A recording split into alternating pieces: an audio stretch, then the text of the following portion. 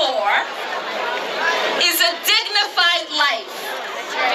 What we are fighting for is an equal access to exist as ourselves. What we are fighting for is to undo 400 years of being brutalized, victimized, surveilled, enslaved, imprisoned, and having the life choked out of us in the cities that we call home. We are tired of being tired. For too long, we have been told about the greatness of Minneapolis and Minnesota. This is one of the liberal havens where in every single measure of society, everyone has the best life except for Black and minorities. When it comes to social and economic success in this state and in the city, we are at the bottom of every single measure.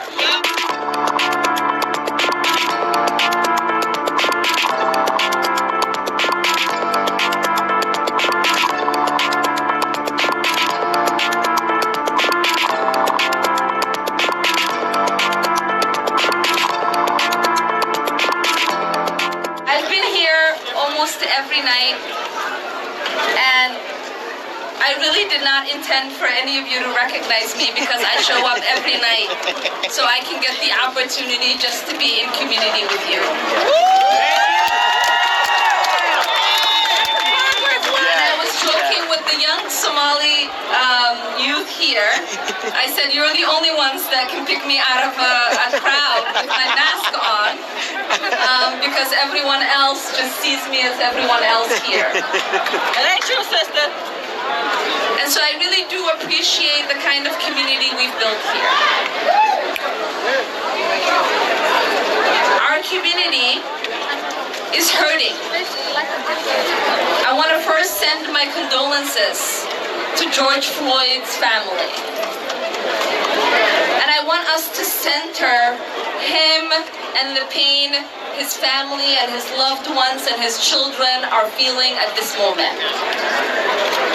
But as his extended family, I want to have a conversation with my Black brothers and sisters here tonight. We want to make sure that we are defunding the police and utilizing those resources to invest in our communities.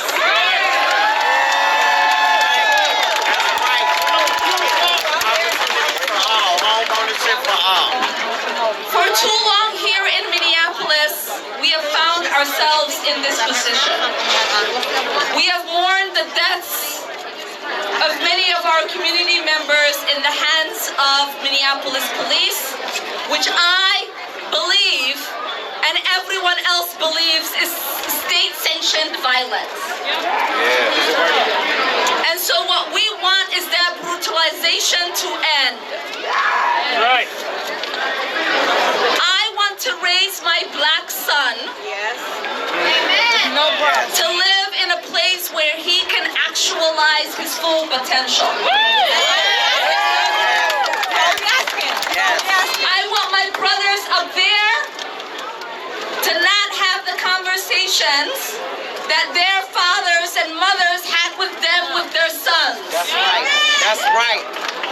No other community here in the United States goes through a process in which they tell their children how not to get themselves killed by the police officers that are entrusted to protect and serve them. And that conversation needs to end. Because what we want is the ability to not just breathe, but to live and thrive. My sister, Ayanna Presley out of Massachusetts, and I, along with Karen Bass and Barbara Lee, introduced a resolution to recognize police brutality, racism, and the systematic injustices that continue to brutalize, dehumanize, and criminalize Black dead bodies in this country. Thank you. From the days of enslavement to having African Americans be lynched, to Jim Crow, to mass incarceration, and now to police brutality, this needs to end, and we start that by recognizing the problem. So in the next couple of weeks, we are going to put that resolution to a vote. I shed a tear the other day when Lake Street and North Minneapolis were set ablaze. I did not cry because there was a property that was being disrupted.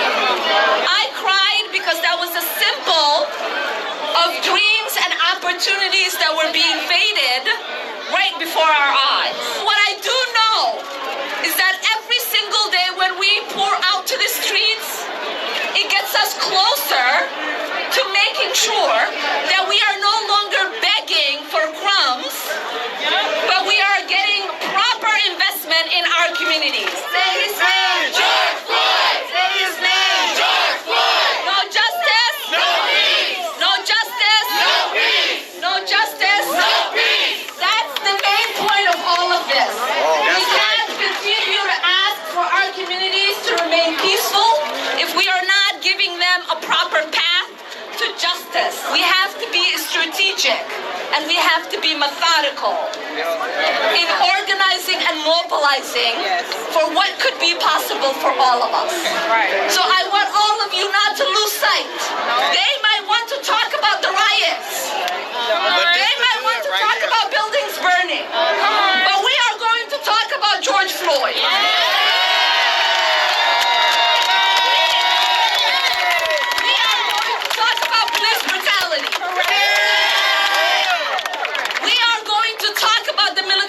That is happening with our police department. We are going to talk about the social and economic neglect that we have all faced for decades. And we are all going to talk about a future that is better than the one that we face right now.